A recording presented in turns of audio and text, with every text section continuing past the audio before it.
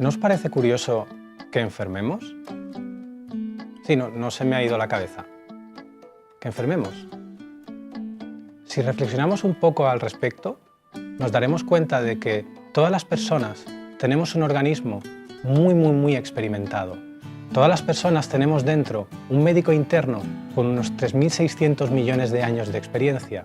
Un médico interno que ha ganado batallas a peste, a virus, a bacterias, a la gripe, que se ha adaptado al frío glacial, que ha sobrevivido a especies y que ha llegado a lo que nosotros somos hoy en día.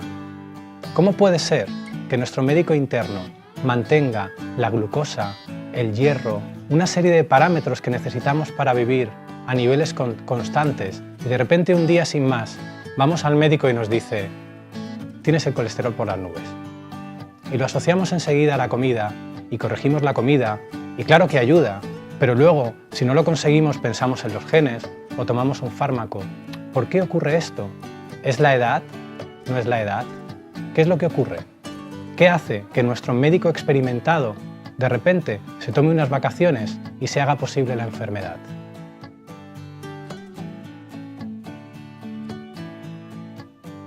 Esto es algo que me cuestioné hace un tiempo y empecé una cruzada personal a intentar ver cuál era el origen de las enfermedades. Lo primero que hice fue irme a la página oficial de la OMS, que no es un organismo espiritual, sino la Organización Mundial de la Salud, y entonces miré cuáles son las 10 enfermedades que más muertes causan en Occidente. Entre ellas me encontré las cardiopatías, me encontré los accidentes, los ictus, los accidentes cerebrales, me encontré infecciones, encontré el SIDA, encontré el cáncer, encontré la hipertensión, encontré la diabetes.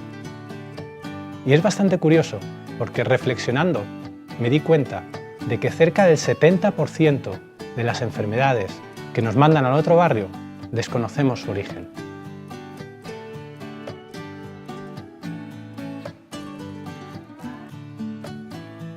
En este camino de ver cuánto influyen los virus en nuestro estado de salud, nos encontramos de frente con los microbios. Los microbios son estos pequeños organismos que nosotros podemos ver a través del microscopio y normalmente hacemos dos grandes grupos con ellos. El primero de los grupos son los virus. Los virus son algo así como trotamundos que van andando por un ambiente interno, un ambiente celular, y en cuanto encuentran una célula apetitosa, se meten dentro de ella y organizan una pequeña fiesta. Al final, las consecuencias es que modifican su ADN y esto es lo que nosotros llamamos una infección. Por otro lado tenemos a las bacterias. Las bacterias son microorganismos muy pequeñitos que aparte de generar enfermedades, producen lo que nosotros tanto nos gusta, los lácteos, el queso y todo este tipo de cosas. Yo no sé muy bien qué haría sin ellas. Por otro lado, para hacernos una idea del impacto que estos microbios pueden llegar a tener, cuando nosotros estornudamos, salen despedidos de nuestra garganta unos 40.000 microbios potencialmente infecciosos. ¿Esto qué quiere decir? Que en el contacto no solo con el aire, sino también con la piel, nosotros podemos llegar a contraer algún tipo de virus. ¿Y qué impacto tienen estos virus en el top 10 de la OMS que habíamos visto? 3 de esas enfermedades, las infecciones respiratorias, el SIDA y las enfermedades diarreicas, están originadas por virus que sepamos. Entonces, nuestra primera parada ha sido los virus y vemos que aproximadamente el 33% de este top 10 está originado por virus.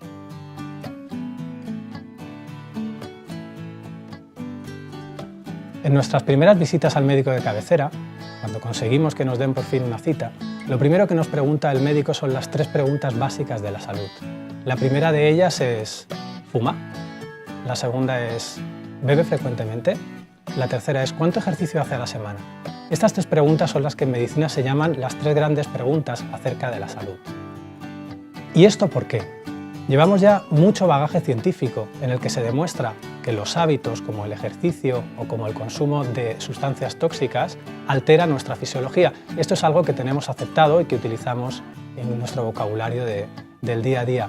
Pero la pregunta es, ¿yo puedo ser un deportista, alimentarme bien y, por ejemplo, tener una enfermedad crónica como la diabetes? Sí, esto ocurre. Esto quiere decir que el ejercicio y todo este tipo de hábitos influyen en nuestra salud, pero no la determinan. La gran pregunta que yo me hago aquí es en situaciones un poco más extremas, como puede ser la de Hiroshima y Nagasaki, ¿por qué el 20% de la población consiguió sobrevivir? ¿Tenían mejores genes? ¿Comían más verdurita?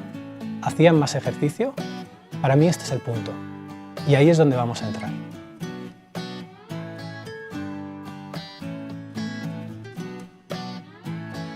Para muchas personas, los genes es como una lotería. Tu padre se encuentra con tu madre, hacen esas cosas que tanto le gustan a los adultos y el resultado son tus genes. Y ya tienes que vivir con ellos. Si tu abuela tenía cáncer, prepárate. Si tu abuelo tenía hipertensión, eres un blanco fácil. Tranquilos.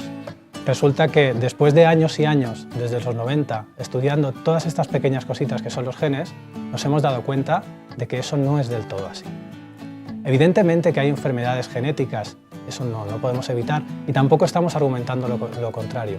Lo único que estamos intentando ver aquí es la posibilidad de que los genes no sean nuestro destino. ¿Y cómo puede ser esto?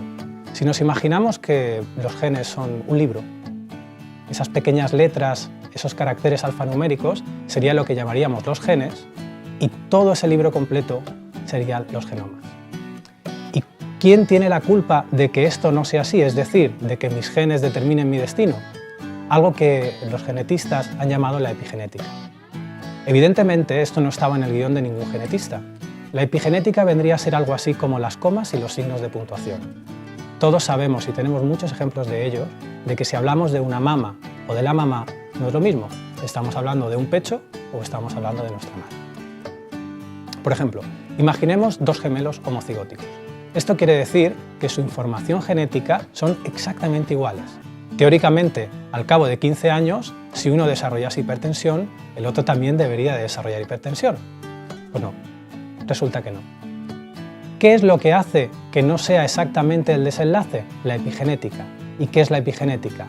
El ambiente, la forma que cada uno tenemos de vivir las cosas que suceden en nuestra vida es lo que los científicos hemos llamado epigenética. Hay una científica que publicó en Science que me gustó mucho cómo resumió este tema de los genes y dijo algo así como que los genes no pueden explicar por sí solos qué hace a las vacas vacas y al maíz maíz. Imaginemos, esta es la gran pregunta de hoy en día, un cuadrilátero con dos luchadores, en el rincón azul la genética y en el rincón rojo la epigenética, y veamos cuánto influye cada uno o quién gana este combate. Por ejemplo, en la felicidad.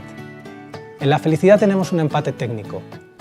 Según los estudios que hemos hecho hasta ahora, el 50% de la felicidad depende de la genética y el otro 50% de cómo nosotros vivamos aquello que tenemos en nuestra vida. Otra cosa bastante curiosa, por ejemplo, es el combate de la agresividad, donde por poco, por un 66%, gana la epigenética. Es decir, se impone cómo nosotros vivimos las situaciones a la información que nosotros llevamos en nuestros genes de nuestros ancestros. La empatía o también la actitud política está bastante ajustado, pero también son combates que al final el juez decide a favor de la epigenética. Y por último, y algo que a mí personalmente me sorprendió mucho, es que solo el 10% de nuestra capacidad de aprendizaje depende de la genética. El 90% depende de ti. Si volvemos al top 10 de estas enfermedades de la OMS que habíamos visto y que pretendíamos descubrir cuál era el origen de esas enfermedades, nos damos cuenta de que, por ejemplo, en el combate de las enfermedades cardiovasculares, la epigenética gana completamente la partida. Según los últimos estudios que se han hecho, aproximadamente el 5% de las enfermedades cardiovasculares son generadas por la genética y el 95% lo que influye realmente es cómo tú vives las cosas que suceden en tu vida. En el cáncer no hay tanto consenso, está entre un 5 y un 30% debido a causas genéticas, pero poniéndonos en el peor de los casos, un 70% de probabilidad de desarrollar una enfermedad tipo cáncer depende de cómo tú vivas las cosas que suceden en tu vida. Como pequeña conclusión, podemos decir de que los genes influyen, pero no determinan tu salud.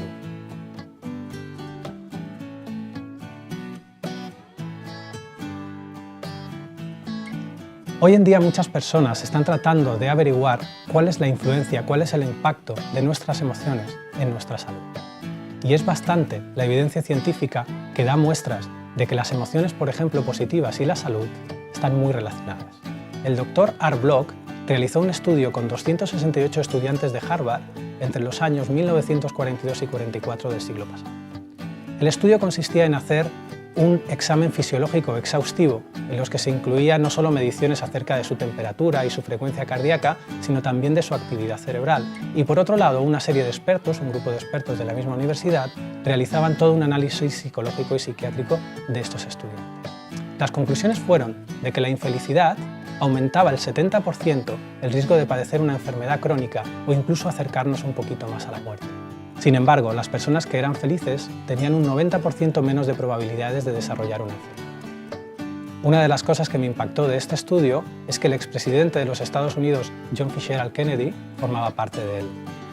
Entonces, si los hábitos, los virus, los genes y las emociones influyen en nuestra salud, pero no son el origen de la enfermedad, ¿cuál es?